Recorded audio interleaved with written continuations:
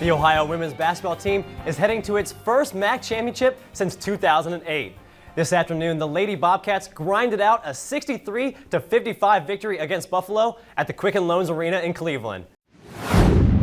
What's up, Hardwood Nation? I'm your online host, Justin Holbrook, and joining me on the desk is Athens reporter Clay Benjamin. Now, Clay, Athens lost their very first game of the season tonight, 75-45, but they didn't just lose, they got dominated by 30 points. What happened to the Bulldogs? Meanwhile, Justin, you saw a game that was a little bit tighter tonight in Vincent.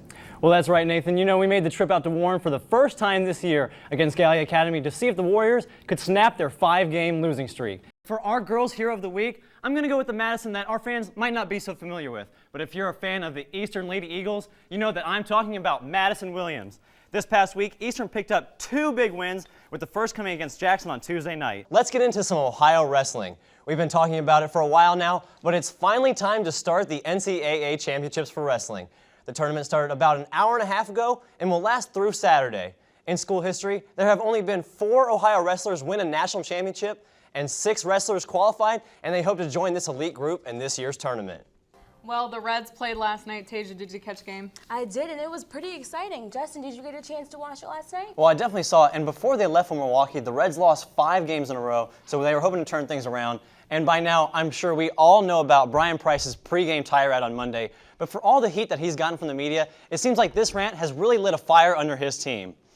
Last night, the Reds hit not 1, but 2 grand slams on their way to a 16-10 win over the Milwaukee Brewers. Yeah, you heard me right, 16-10.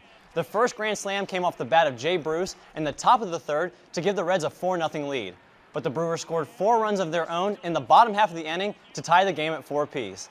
That wasn't the end of the action, as Todd Father Frazier cranked out his first career grand slam the very next inning. This is the first time that the Reds have belted 2 grand slams in the same game since 1999, when they beat the Montreal Expos, who don't exist anymore. When all was said and done, the 2 teams combined for 7 home runs and 3 grand slams, which tied a major league record. And from the Bobcats to the Spartans, Alexander took down the Athens Bulldogs 7-5 yesterday.